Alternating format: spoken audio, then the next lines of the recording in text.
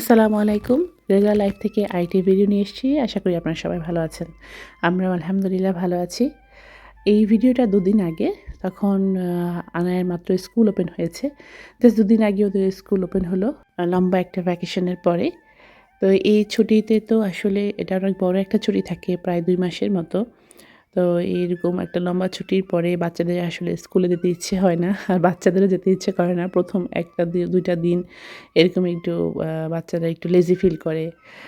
আবার কিছু বাচ্চা আবার এক্সাইটমেন্টও কাজ করে যে অনেকদিন পরে স্কুলে যাচ্ছে, নতুন ক্লাস, নতুন টিচার্স, নতুন ফ্রেন্ডস হবে। এরকম ইচ্ছাও থাকে। পাশাপাশি আমার যেমন হয় যে ইচ্ছে করে না যে বাচ্চাদেরকে স্কুলে দেই। অনেকদিন বাসায় থাকতে সকালেই আনারকে স্কুলে দিয়ে এখন বাসায় ফিরছি। এই পার্কের মাঝ দিয়েই আনার স্কুলে যেতে হয়, আসতে হয়। তো এই পথ দিয়ে হাঁটতে আমার অনেক ভাল লাগে। সামার বা উইন্টার কখনোই আমার হেঁটে যেতে খারাপ লাগে না। আর সকালবেলা যেহেতু এখন ৭:৩০ মতো বাজে, এই টাইমটায় কিন্তু হাঁটতে বেশ ভালো লাগে।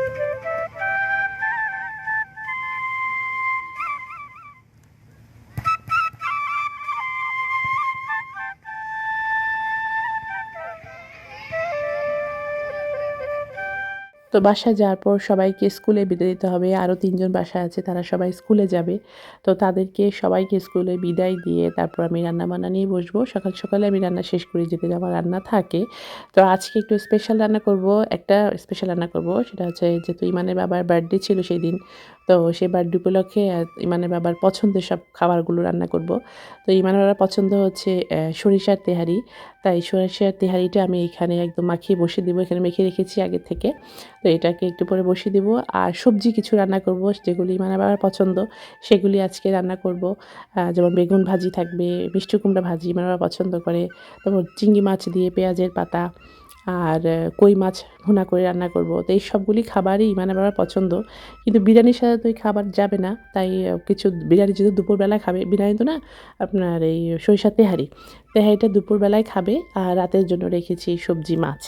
তো একদিনে এসব খাওয়া সম্ভব না, বেশ অনেক পরিমাণে রান্না করেছি। তো দেখা যাবে যে এটা ১ দিন ২ দিন খাওয়া যাবে। তাই আমি একদম সকালেই ঝটপট সব রান্না শেষ করে দিয়েছি, সকালে সবাইকে স্কুলে বিদায় দিয়ে। আর ঘরদোর গোছানো তো আছেই। সাধারণত সকালবেলায় ওদের সবাইকে স্কুলে বিদায় দিয়ে আমি ঘর ক্লিন করে তারপর রান্না করা শুরু করি। রান্নার ফাঁকে গিয়ে ঘর গোছাতে পারি না। আর যেহেতু এখন এই সামারে আমি বাইরে রান্না করি, তো দেখা যায় যে ঘরটা ক্লিন করে একদম বাইরে আমি বের হই। তো এই পরিবেশটা আমার কাছে অনেক ভাল লাগে। বাইরে বাতাস আর এরকম খোলামেলা জায়গায় রান্না করে কেমন যেন একটা গ্রাম ফিল হয় আমার কাছে। তাই বাইরে রান্নার ব্যবস্থা অবশ্যই ইমানের বাবাই করে দিয়েছে। আমারও খুব শখ ছিল যে বাইরে চুলা রাখবো, বা সামারে আমি এইভাবে রান্না করব।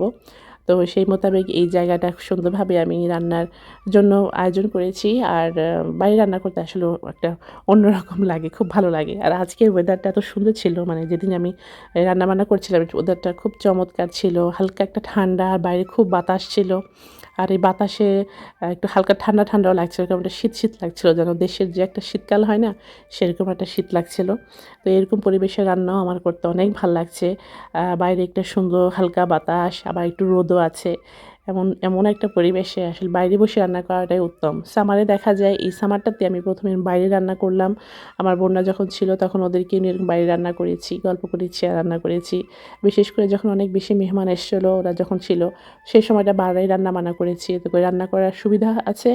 আর রান্নাটা যেমন খুব ঝটপট হয়ে গেছে। গ্যাসের চুলায় রান্নাটা কিন্তু তাড়াতাড়ি হয়। তো এখানে দেখেন খুব তাড়াতাড়ি কিন্তু সব রান্নাবান্না হয়ে গেছে। বেগুন ভাজিটা ইমানের বাবা খুব পছন্দ করে। আর ইমানও খুব লাইক করে বেগুন ভাজিটা। দেখা যায় আপনার সবজি রুটি দিয়ে এই বেগুন ভাজিটা ওরা বেশ খায়, পছন্দ করে।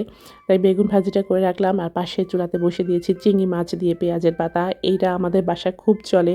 আপুরা থাকতে এই পেঁয়াজের পাতাটা প্রায় আনা হয়েছে। ওরা খুব এই পেঁয়াজের পাতাতে চিংড়ি মাছটা পছন্দ করত। তো এটা রান্নাবান্নার ফাঁকে আমি আবার দেখে নিচ্ছি যে মাংসটা ঠিক হয়েছে কিনা। আর পেঁয়াজের পাতাটা রান্না করে যখন নামাবো তখন দেখলাম যে একটু লবণ হয়ে গেছে বেশি। তাই কয়েকটা কাঁচা টমেটো দিয়ে দিয়েছি। আর এই কাঁচা টমেটো কিন্তু আমার গাছেরই। তো গাছের যেকোনো খাবার খেতে কিন্তু অনেক ভাল লাগে। আর এখানে ফ্রোজেন করা কিছু কই মাছ আছে। এগুলোকে আমি ধুয়ে একদম মেরিনেট করে রেখে দিয়েছি। মানে ডিপ ফ্রিজে ছিল। এরকম বেশি মাছ আনলে আমি ম্যারিনেট করে এগুলো ফ্রিজে রেখে দিই। তো ঝটপট করে জাস্ট বের করে ফ্রাই করে নিলে হয় অথবা রান্না করা যায়। এখন জাস্ট আমি এগুলো ফ্রাই একটু হালকা ফ্রাই করে রান্না করব। এতে করে রান্নাও তাড়াতাড়ি হয় আর মাছের ভিতরে কিন্তু পর্যাপ্ত পরিমাণে মশলাটাও ঢোকে। এটা আসলে আমাকে শিখিয়েছে মুন্নি আপু, আমার যে বিআই মানে আমার দুলা ভাইয়ের যে বোন। আমার টরন্টোতে গিয়েছিলাম তখন আপু বলেছিল যেভাবে যে মাছগুলো তুমি রেখে দাও মাছটাও ফ্রেশ থাকে, মজার হয়, মশলাটা ঢোকে এবং ম্যারিনেট করে রাখলে কাজটাও অনেক ছোট হয়ে যায়, কম হয়ে যায়, খুব অল্প সময় রান্নাবান্না হয়ে যায়। তো কই মাছটা আমি এরকম ভেজে নিচ্ছি একটু হালকা করে, তারপর এটা ভুনা ভুনা করব। আর পাশে চুলায় দিয়ে দিচ্ছি কয়েকটা বেগুন ছিল, সেটা আমি একটু পোড়াবো। আর বেগুনের সাথে একটু আলু ভর্তা করব, কারণ বেশিরভাগ বেগুনই আমি ভাজি করে ফেলেছি। আর যে কয়টা বেগুন ছিল এটা দিয়ে এখন আলু ভর্তা করব। এটার সাথে এই বেগুন আর আলু দিয়ে যে সরিষার তেল দিয়ে ভর্তা খেতে অনেক ভাল লাগে। তো আজকে মোটামুটি সবগুলো রান্নাই মানে বাবার ফেভারিট ছিল, কারণ তার উপলক্ষেই রান্নাবান্না হচ্ছে, যেহেতু তার বার্থডে ছিল। সাধারণত আমরা বাসায় কারো বার্থডে হলে এখন আর সেভাবে বাসায় পালন করা হয় না। আগে ছোটোবেলা থাকতে এগুলি পালন করতাম, কিন্তু এখন একেবারেই বার্থডের কোনো আয়োজন করি না। তো দেখা যায় যে খুব বেশি হলে আমরা আমাদের বাচ্চাদের অথবা ইমার বাবার যারই বার্থডে হোক না কেন, আমরা বার্থডের সময়টা বাইরে কোথাও খেতে যাই। রাতের বেলা খেয়ে খাওয়া দাওয়া করে এসে জাস্ট এতটুকুই, এছাড়া বেশি আর কোনো আয়োজন করা হয় না। তো যেহেতু ইমার বাবার বার্থডেটা উইকডেজে পড়েছিল, তো বাচ্চাদের স্কুল আছে, কলেজ আছে, আমরা রাতের বেলা বাইরে যাইনি, প্লাস ইমানেরও কাজ ছিল। তো ইমান আবার বলছিল যে বাবাকে নিয়ে চলো বাইরে খেতে যাই, কিন্তু স্কুল থাকাতে আমাদের আসলে উইকডেজে বাইরে বের হওয়া হয় না সন্ধ্যার সময়, কারণ আয়াত আনা একটু আর্লি ঘুমায়। তো এই জন্য ভাবলাম যে ঠিক আছে সেদিন আর বাইরে না গিয়ে বাসায় আমি রান্না করে ফেলি, যেটা ইমানের বাবার পছন্দ। তো এখানে মোটামুটি তো রান্নাবান্না শেষ করে ফেললাম, পাশেই দিয়ে দিলাম আলু সিদ্ধ, যেটা বললাম বেগুনের সাথে ভর্তা করব।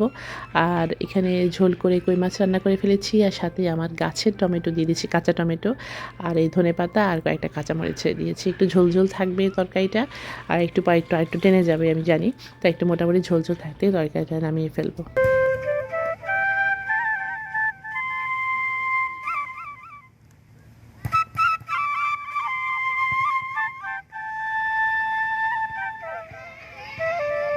আর এখানে তেহারির জন্য সরিষার তেল, তারপর এর মধ্যে চালটা দিয়ে দিলাম। চালটা ভালো করে কষানোর পরে আদা রসুন দিয়ে লবণ দিয়ে কষানোর পরে এর মধ্যে মাংসটা দিয়ে দেব।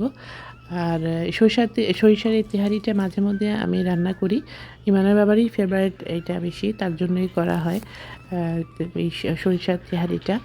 তো আজকে ভাবলাম যে স্পেশাল ডেতে তার জন্য তেহারিটা রান্না করি। একবার ভাবছিলাম যে হালিম করি, তো ভাবলাম যে না থাক, যেটা সে পছন্দ করে এটাই রান্না করে ফেলি। আর তেহারিটা বসায় দেওয়ার পরে আমার ফ্রিজ থেকে বের করে নিলাম টুনার কাবাব। এই টুনার কাবাবটা আমি ফ্রোজেন করে রেখেছিলাম, একদম রেডি করে ব্রেড কাম্বার দিয়ে সব কিছু রেডি করে একদম যখন জাস্ট বের করে আমি ভেজে নিচ্ছি। এতে করে দেখা যায় যে সব কিছু রেডি থাকে একদম ডিপ ফ্রিজে, তাহলে হুট করে যে কোনো মেহমান আসে অথবা নিজেরও খেতে ইচ্ছে করে, তাহলে কিন্তু কাজটা অনেক তাড়াতাড়ি হয়ে যায় এবং মনে হয় যে সব কিছু রেডি হাতের কাছে থাকে আর কি, যদি এরকম সব প্রিপারেশন নিয়ে রাখা যায়। এই তো রান্নাবান্না রেডি, তেহাইরে সব রেডি করে দিয়ে রান্নাবান্না শেষ করে দিয়ে আমরা খাওয়া দাওয়া করে নিলাম এবং তারপরেই চলে গেলাম আমি আর ইমার বাবা একটু বাইরে, কারণ এখনও বাচ্চারা সবাই বাইরে আছে, স্কুলে আছে, কেউ কলেজে আছে। তো আমরা এর মধ্যে একটা কাজও ছিল আমাদের, তো আমি আর বাবা, ইমানের বাবা কাজটা শেষ করে বাসায় ফেরার পথে এই জায়গাটা একটু গেলাম। প্রায় সময় আমাদের বাসা থেকে বের হওয়ার সময় এই লেকটা দেখা যায়। তো ইমান বাবা সবসময় বলে যে এই জায়গাটা আমার কাছে কেমন যেন একটু গ্রামের বাড়ি লাগে, তো কখনোই যাওয়া হয় না। তো আজকে তাই যেহেতু হাতে সময় ছিল, তাই আমরা দুজনে বের হলাম এবং ইমানের বাবার এই জায়গাটা দেখার জন্য। তার এখানে আসলে নাকি অনেকটা বরিশালের মতো ফিলিংস হয়, এই জন্য সে বলছে জায়গাটা দেখে আসি। সবসময় আমরা হাইওয়ে থেকে এই জায়গাটা দেখি, কখনো আসা হয়নি। তাই ইমানের বাবার কথা অনুযায়ী গেলাম এবং জায়গাটা আশেপাশে একটু দেখলাম। এরপরে ইনশাল্লাহ বাচ্চাদের নিয়ে আসবো, আর একটু ভিতরে যাওয়া যেত, কিন্তু এদিকে আমাদের কাজ শেষ করে বাসা যেতে হবে, কারণ আজকে যেহেতু বাচ্চারা একটু পরে স্কুলে আসার টাইম হয়ে যাবে, আনারে ছুটি হয়ে যাবে, তাই এখানে আর বেশি আমরা সময় নিইনি। এখানে কিছুক্ষণ দেখে তারপর বাসায় রওনা দিয়ে দিয়েছি। তো বাসায় যখন কাছাকাছি চলে এসেছি তখন আনার স্কুল হয়ে গিয়েছি আমরা, কারণ আনার স্কুলে ওর বুকসের জন্য কিছু পেমেন্ট দেওয়া দরকার ছিল, তো সেটা দেওয়ার জন্যই আমি গাড়িতে বসেছিলাম। ওর বাবা গিয়েছে অফিসে, এর মধ্যে দেখলাম যে আনায়া খেলছে ওর ফ্রেন্ডসদের সাথে। এই টাইমটা লাঞ্চ টাইম, ওরা লাঞ্চের পরে তারপর খেলতে আসে এরকম মাঠে। তো এরকম দেখলাম আনায়া আমাকে দেখেছে। আমি সাধারণত স্কুলে যদি যাই বা আশেপাশে দিয়েও যাই, আনার সাথে দেখা করতে চাই না, কারণ সে তখন একটু মন খারাপ করে। তো যাই হোক, আনার সাথে দেখা হয়ে গেল এবং সে কিছুক্ষণ আমার সাথে কথা বলল। তারপর আমরা বাসা দিয়ে চলে আসলাম। তো যাই হোক, আজকে এই সারাদিনটা আপনাদের সঙ্গে মোটামুটি একটু শেয়ার করেছি। আশা করি আপনাদের ভালো লেগেছে। নেক্সট ভিডিওতে আবার কথা হবে। সবাই ভালো থাকবেন। আসসালামু আলাইকুম।